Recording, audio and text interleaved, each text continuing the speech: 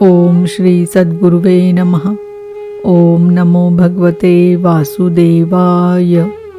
अथ तृतीयो अध्याय। माया से पार होने के उपाय तथा ब्रह्म और कर्म योग का निरूपण। राजा निमि ने पूछा, भगवान सर्वशक्तिमान परम कारण विष्णु भगवान की माया बड़े बड़े मायावियों को भी मोहित कर देती है, उसे कोई पहचान नहीं पाता, और आप कहते हैं कि भक्त उसे देखा करता है। अतः अब मैं उस माया का स्वरूप जानना चाहता हूँ, आप लोग कृपा करके बतलाइए।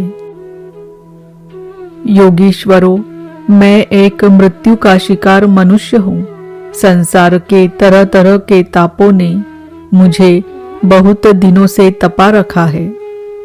आप लोग जो भगवत कथा रूप अमृत का पान करा रहे हैं, वह उन तापों को मिटाने की एकमात्र औषधि है। इसीलिए मैं आप लोगों की इस वाणी का सेवन करते करते तृप्त नहीं होता। आप कृपया और कहिए। अब तीसरे योगीश्वर अंतरिक्ष जी ने कहा, राजन, भगवान की माया स्वरूपतः अनिर्वचनीय है, इसलिए उसके कार्यों के द्वारा ही उसका निरूपण होता है। आदि पुरुष परमात्मा जिस शक्ति से संपूर्ण भूतों के कारण बनते हैं और उनके विषय भोग तथा मोक्ष की सिद्धि के लिए अथवा अपने उपासकों की उत्कृष्ट सिद्धि के लिए स्वनिर्मित पंचभूतों के द्वारा नाना प्रकार के देव, मनुष्य आदि शरीरों की सृष्टि करते हैं, उसी को माया कहते हैं। इस प्रकार पंच महाभूतों के द्वारा बने हुए प्राणी शरीरों में उन्होंने अंतर्यामी रूप से प्रवेश किया और अपने को ही पहले एक मन के रूप में और इसके बाद 5 ज्ञानेंद्रिय तथा 5 कर्मेंद्रिय इन 10 रूपों में विभक्त कर दिया तथा उन्हीं के द्वारा विषयों का भोग कराने लगे। वह देहाभिमानी जीव अंतर्यामी के द्वारा प्रकाशित इंद्रियों के द्वारा विषयों का भोग करता है और इस पंचभूतों के द्वारा निर्मित शरीर को आत्मा अपना स्वरूप मानकर उसी में आसक्त हो जाता है। यह भगवान की माया है। अब वह कर्मेंद्रियों से सकाम कर्म करता है और उनके अनुसार शुभ कर्म का फल सुख और अशुभ कर्म का फल दुख भोग करने लगता है और शरीरधारी होकर इस संसार में भटकने लगता है। यह भगवान की माया है। इस प्रकार यह जीव ऐसी अनेक अमंगल कर्म गतियों को, उनके फलों को प्राप्त होता है और महाभूतों के प्रलय पर्यंत विवश होकर जन्म के बाद मृत्यु और मृत्यु के बाद जन्म को प्राप्त होता रहता है। यह भगवान की माया है। जब पंचभूतों के प्रलय का समय आता है, तब अनादि और अनंत काल स्थूल तथा सूक्ष्म द्रव्य एवं गुण रूप इस समस्त व्यक्त सृष्टि को अव्यक्त की ओर, उसके मूल कारण की ओर खींचता है। यह भगवान की माया है। उस समय पृथ्वी पर लगातार 100 वर्ष तक भयंकर सूखा पड़ता है। वर्षा बिल्कुल नहीं होती। प्रलय काल की शक्ति से सूर्य की उष्णता और भी बढ़ जाती है तथा वे तीनों लोकों को तपाने लगते हैं। यह भगवान की माया है। उस समय शेषनाग संकर्षण के मुंह से आग की प्रचंड लपटें निकलती है और वायु की प्रेरणा से वे लपटें पाताल लोक से जलाना आरंभ करती है तथा और भी ऊंची ऊंची होकर चारों ओर फैल जाती है। यह भगवान की माया है। इसके बाद प्रलयकालीन सांवर्तक मेघगण हाथी की सूंड के समान मोटी मोटी धाराओं से 100 वर्ष तक बरसता रहता है। उससे यह विराट ब्रह्मांड जल में डूब जाता है। यह भगवान की माया है। राजन, उस समय जैसे बिना ईंधन के आग बुझ जाती है, वैसे ही विराट पुरुष ब्रह्मा अपने ब्रह्मांड शरीर को छोड़कर सूक्ष्म स्वरूप अव्यक्त में लीन हो जाते हैं। यह भगवान की माया है। वायु पृथ्वी की गंध खींच लेती है, जिससे वह जल के रूप में हो जाती है, और जब वही वायु जल के रस को खींच लेती है, तब वह जल अपना कारण अग्नि बन जाता है। यह भगवान की माया है। जब अंधकार अग्नि का रूप छीन लेता है, तब वह अग्नि वायु में लीन हो जाती है, और जब अवकाश रूप आकाश वायु की स्पर्श शक्ति छीन लेता है, तब वह आकाश में लीन हो जाता है। यह भगवान की माया है। राजन, तदनंतर काल रूप ईश्वर आकाश के शब्द गुण को हरण कर लेता है, जिससे वह तामस अहंकार में लीन हो जाता है। इंद्रिया और बुद्धि राजस अहंकार में लीन होती है। मन सात्विक अहंकार से उत्पन्न देवताओं के साथ सात्विक अहंकार में प्रवेश कर जाता है, तथा अपने 3 प्रकार के कार्यों के साथ अहंकार महत तत्व में लीन हो जाता है। महत तत्व प्रकृति में और प्रकृति ब्रह्म में लीन होती है। फिर इसी के उल्टे क्रम से सृष्टि होती है। यह भगवान की माया है। यह सृष्टि, स्थिति और संहार करने वाली त्रिगुणमयी माया है। इसका हमने आपसे वर्णन किया। अब आप और क्या सुनना चाहते हैं? राजा निमि ने पूछा, महर्षि जी, इस भगवान की माया को पार करना उन लोगों के लिए तो बहुत ही कठिन है जो अपने मन को वश में नहीं कर पाए हैं। अब आप कृपा करके यह बताइए कि जो लोग शरीर आदि में आत्मबुद्धि रखते हैं तथा जिनकी समझ मोटी है, वे भी अनायास ही इसे कैसे पार कर सकते हैं? अब चौथे योगीश्वर प्रबुद्ध जी बोले, राजन, स्त्री पुरुष संबंध आदि बंधनों में बंधे हुए संसारी मनुष्य सुख की प्राप्ति और दुख की निवृत्ति के लिए बड़े बड़े कर्म करते रहते हैं। जो पुरुष माया के पार जाना चाहता है, उसको विचार करना चाहिए कि उनके कर्मों का फल किस प्रकार विपरीत होता जाता है। वे सुख के बदले दुख पाते हैं और दुख निवृत्ति के स्थान पर दिनों दिन दुख बढ़ता ही जाता है। एक धन को ही लो, इससे दिन पर दिन दुख बढ़ता ही है। इसको पाना भी कठिन है, और यदि किसी प्रकार मिल भी जाए तो आत्मा के लिए तो यह मृत्यु स्वरूप ही है। जो इसकी उलझनों में पड़ जाता है, वह अपने आप को भूल जाता है। इसी प्रकार घर, पुत्र, स्वजन संबंधी, पशुधन आदि भी अनित्य और नाशवान ही है। यदि कोई उन्हें जुटा भी ले तो इनसे क्या सुख शांति मिल सकती है? इसी प्रकार जो मनुष्य माया से पार जाना चाहता है, उसे यह भी समझ लेना चाहिए कि मरने के बाद प्राप्त होने वाले लोक परलोक भी ऐसे ही नाशवान है, क्योंकि इस लोक की वस्तुओं के समान वे भी कुछ सीमित कर्मों के सीमित फल मात्र है। वहां भी पृथ्वी के छोटे छोटे राजाओं के समान बराबर वालों से होड़ अथवा लाग डाट रहती है। अधिक ऐश्वर्य और सुख वालों के प्रति छिद्रान्वेषण तथा ईर्ष्या द्वेष का भाव रहता है।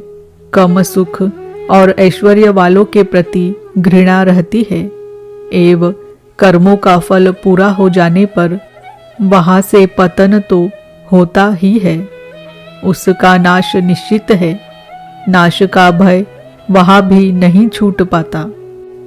इसलिए जो परम कल्याण का जिज्ञासु हो उसे गुरुदेव की शरण लेनी चाहिए। गुरुदेव ऐसे हो जो शब्द ब्रह्म वेदों के पारदर्शी विद्वान हो, जिससे वे ठीक ठीक समझा सके और साथ ही परब्रह्म में परिनिष्ठित तत्वज्ञानी भी हो, ताकि अपने अनुभव के द्वारा प्राप्त हुई रहस्य की बातों को बता सके। उनका चित्त शांत हो, व्यवहार के प्रपंच में विशेष प्रवृत्त न हो। जिज्ञासु को चाहिए कि गुरु को ही अपना परम प्रियतम आत्मा और इष्ट देव माने, उनकी निष्कपट भाव से सेवा करे और उनके पास रहकर भागवत धर्म की भगवान को प्राप्त करने वाले भक्ति भाव के साधनों की क्रियात्मक शिक्षा ग्रहण करे। इन्हीं साधनों से सर्वात्मा एवं भक्त को अपने आत्मा का दान करने वाले भगवान प्रसन्न होते हैं। पहले शरीर, संतान आदि में मन की अनासक्ति सीखे, फिर भगवान के भक्तों से प्रेम कैसा करना चाहिए यह सीखे। इसके पश्चात प्राणियों के प्रति यथा योग्य दया, मैत्री और विनय की निष्कपट भाव से शिक्षा ग्रहण करे। मिट्टी, जल आदि से बाह्य शरीर की पवित्रता, छल कपट आदि के त्याग से भीतर की पवित्रता, अपने धर्म का अनुष्ठान, सहन शक्ति, मौन, स्वाध्याय, सरलता, ब्रह्मचर्य, अहिंसा तथा शीत उष्ण, सुख दुख आदि द्वंद्वों में हर्ष विषाद से रहित होना सीखे। सर्वत्र अर्थात समस्त देश, काल और वस्तुओं में चेतन रूप से आत्मा और नियंता रूप से ईश्वर को देखना, एकांत सेवन, यही मेरा घर है, ऐसा भाव न रखना। गृहस्थ हो तो पवित्र वस्त्र पहनना और त्यागी हो तो फटे पुराने पवित्र चिथड़े, जो कुछ प्रारब्ध के अनुसार मिल जाए उसी में संतोष करना सीखे। भगवान की प्राप्ति का मार्ग बतलाने वाले शास्त्रों में श्रद्धा और दूसरे किसी भी शास्त्र की निंदा न करना, प्राणायाम के द्वारा मन का, मौन के द्वारा वाणी का और वासनाहीनता के अभ्यास से कर्मों का संयम करना, सत्य बोलना, इंद्रियों को अपने अपने गोलकों में स्थिर रखना और मन को कहीं बाहर न जाने देना सीखे। राजन, भगवान की लीलाएं अद्भुत है। उनके जन्म, कर्म और गुण दिव्य है। उन्हीं का श्रवण, कीर्तन और ध्यान करना तथा शरीर से जितने भी चेष्टाएं हो सब भगवान के लिए करना सीखे। यज्ञ, दान, तप अथवा जप, सदाचार का पालन और स्त्री, पुत्र, घर, अपना जीवन, प्राण तथा जो कुछ अपने को प्रिय लगता हो सब का सब भगवान के चरणों में निवेदन करना, उन्हें सौंप देना सीखे। जिन संत पुरुषों ने सच्चिदानंद स्वरूप भगवान श्री कृष्ण का अपने आत्मा और स्वामी के रूप में साक्षात्कार कर लिया हो, उनसे प्रेम और स्थावर जंगम दोनों प्रकार के प्राणियों की सेवा, विशेष करके मनुष्यों की, मनुष्यों में भी परोपकारी सज्जनों की और उनमें भी भगवत प्रेमी संतों की करना सीखे। भगवान के परम पावन यश के संबंध में ही एक दूसरे से बातचीत करना और इस प्रकार के साधकों का इकट्ठे होकर आपस में प्रेम करना, आपस में संतुष्ट रहना और प्रपंच से निवृत्त होकर आपस में ही आध्यात्मिक शांति का अनुभव करना सीखे। राजन, श्री कृष्ण राशि राशि पापों को एक क्षण में भस्म कर देते हैं। सब उन्हीं का स्मरण करे और एक दूसरे को स्मरण करावे। इस प्रकार साधन भक्ति का अनुष्ठान करते करते प्रेम भक्ति का उदय हो जाता है और वे प्रेमोद्रेक से पुलकित शरीर धारण करते हैं। उनके हृदय की बड़ी विलक्षण स्थिति होती है।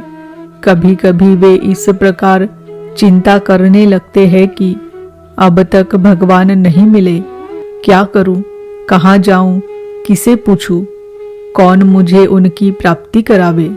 इस तरह सोचते सोचते वे रोने लगते हैं। तो कभी भगवान की लीला की स्फूर्ति हो जाने से ऐसा देख कर कि परम ऐश्वर्यशाली भगवान गोपियों के डर से छिपे हुए हैं, खिलखिलाकर हंसने लगते हैं।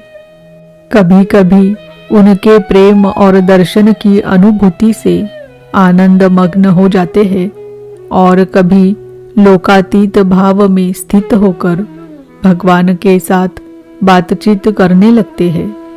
कभी मानो उन्हें सुना रहे हो। इस प्रकार उनके गुणों का गान छेड़ देते हैं और कभी नाच नाच कर उन्हें रिझाने लगते हैं। कभी कभी उन्हें अपने पास न पाकर इधर उधर ढूंढने लगते हैं, तो कभी कभी उनसे एक होकर उनकी सनिधि में स्थित होकर परम शांति का अनुभव करते और चुप हो जाते हैं। राजन, जो इस प्रकार भगवत धर्मों की शिक्षा ग्रहण करता है, उसे उनके द्वारा प्रेम भक्ति की प्राप्ति हो जाती है और वह भगवान नारायण के परायण होकर उस माया को अनायास ही पार कर जाता है, जिसके पंजे से निकलना बहुत ही कठिन है। राजा निमि ने पूछा, महर्षियों, आप लोग परमात्मा का वास्तविक स्वरूप जानने वालों में सर्वश्रेष्ठ है, इसलिए मुझे यह बतलाइए कि जिस परब्रह्म परमात्मा का नारायण नाम से वर्णन किया जाता है, उनका स्वरूप क्या है।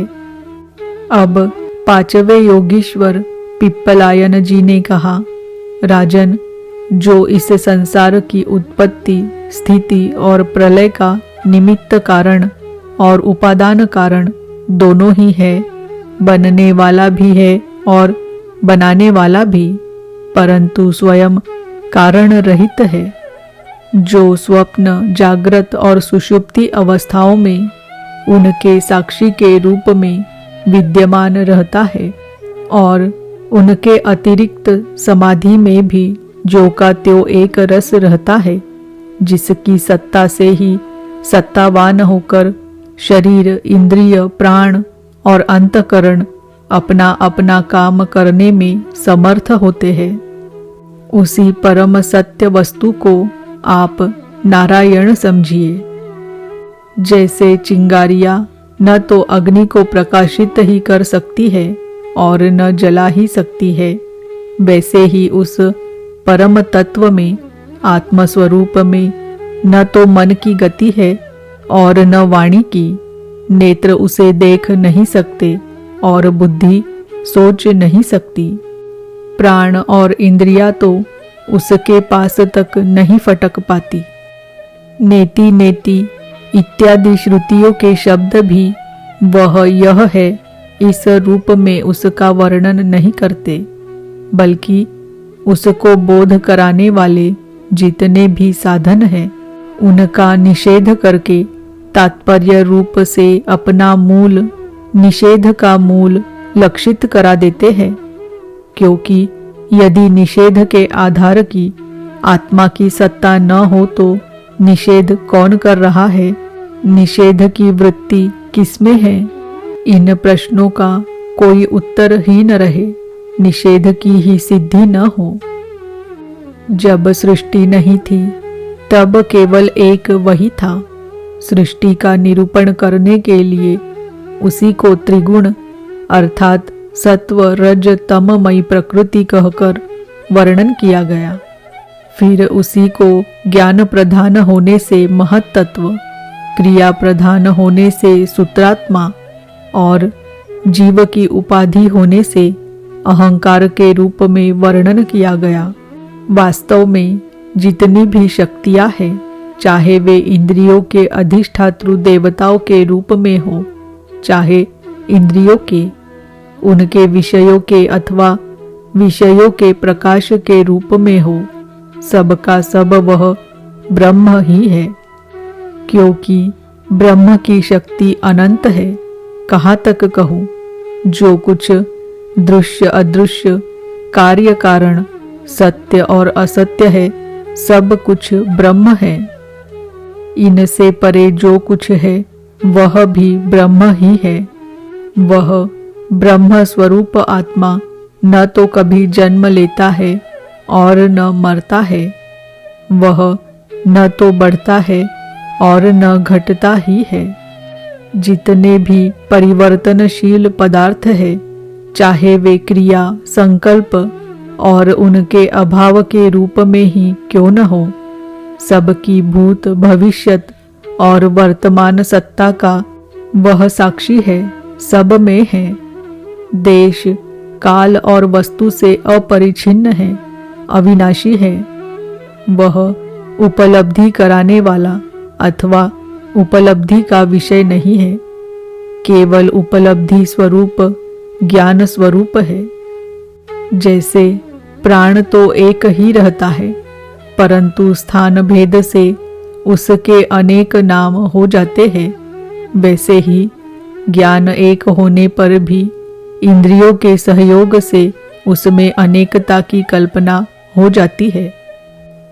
जगत में 4 प्रकार के जीव होते हैं, अंडा फोड़कर पैदा होने वाले पक्षी, सांप आदि, नाल में बंधे पैदा होने वाले पशु, मनुष्य, धरती फोड़कर निकलने वाले वृक्ष, वनस्पति और पसीने से उत्पन्न होने वाले खटमल आदि।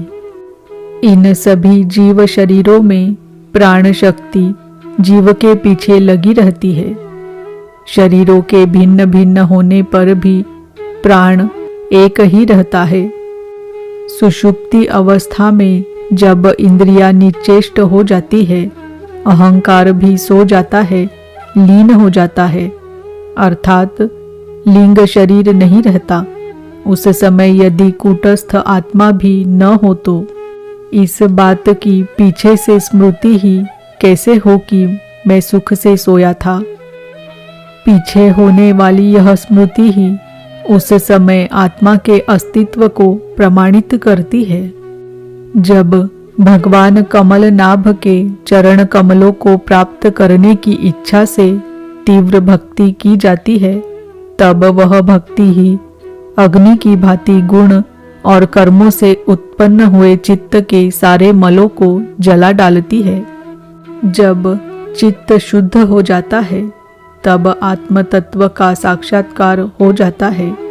जैसे नेत्रों के निर्विकार हो जाने पर सूर्य के प्रकाश की प्रत्यक्ष अनुभूति होने लगती है।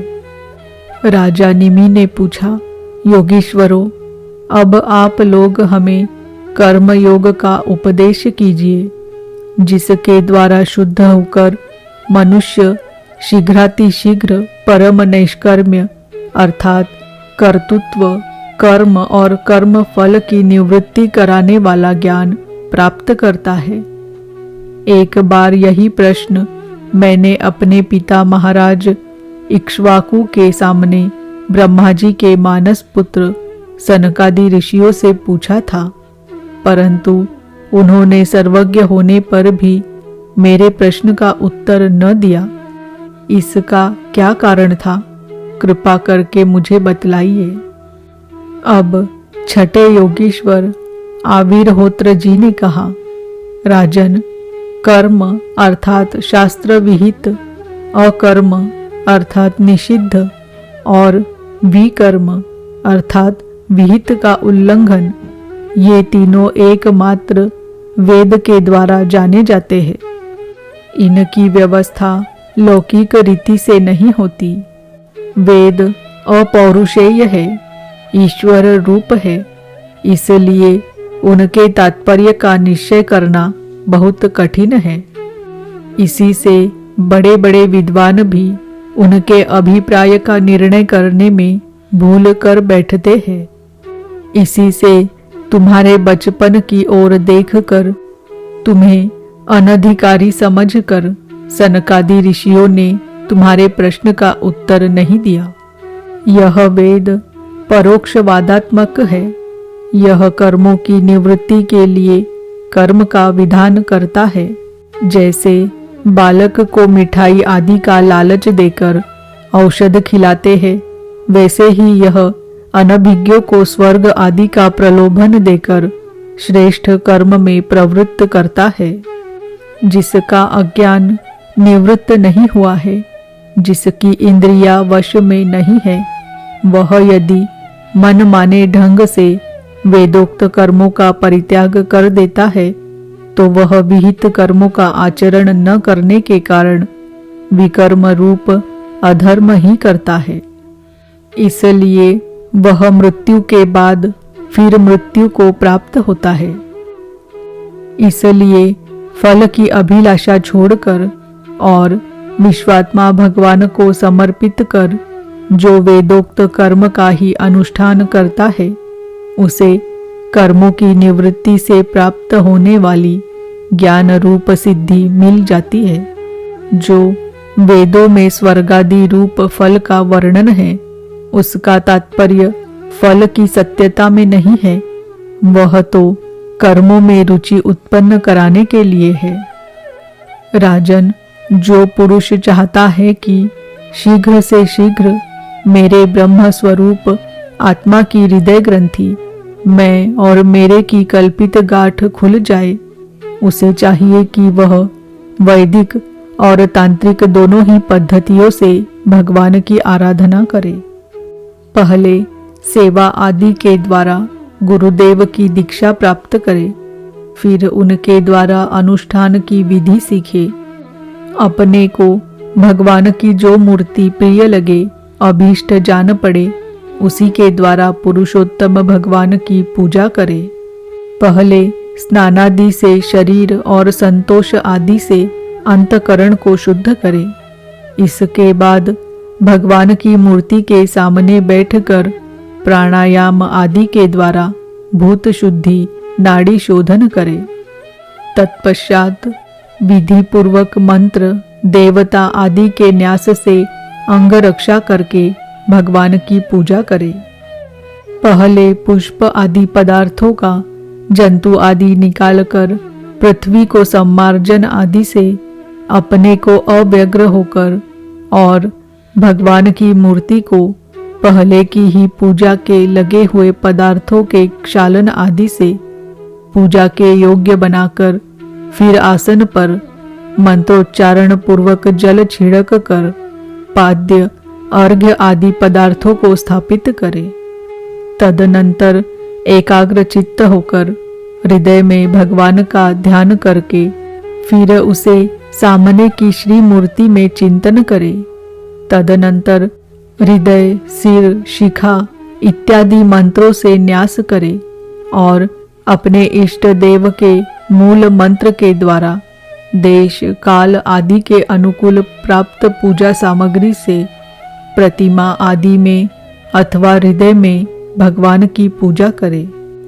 अपने अपने उपास्य देव के विग्रह की हृदयादि अंग, आयुधादि उपांग और पार्षदों सहित उसके मूल मंत्र द्वारा पाद्य, अर्घ्य, आचमन, मधुपर्क, स्नान, वस्त्र, आभूषण, गंध, पुष्प, दधि अक्षत के तिलक, माला, धूप, दीप और नैवेद्य आदि से विधिवत पूजा करे तथा फिर स्तोत्रों द्वारा स्तुति करके सपरिवार भगवान श्री हरि को नमस्कार करे। अपने आप को भगवानमय ध्यान करते हुए ही भगवान की मूर्ति का पूजन करना चाहिए। निर्माल्य को अपने सिर पर रखे और आदर के साथ भगवत विग्रह को यथास्थान स्थापित कर पूजा समाप्त करनी चाहिए। इस प्रकार जो पुरुष अग्नि, सूर्य, जल, अतिथि और अपने हृदय में आत्मरूप श्री हरि की पूजा करता है वह शीघ्र ही मुक्त हो जाता है। इति श्रीमद्भागवते महापुराणे पारमहंस्याम संहितायाम एकादश स्कंधे तृतीयो अध्याय। ओम नमो भगवते वासुदेवाय। ओम नमो भगवते वासुदेवाय। ओम नमो भगवते वासुदेवाय।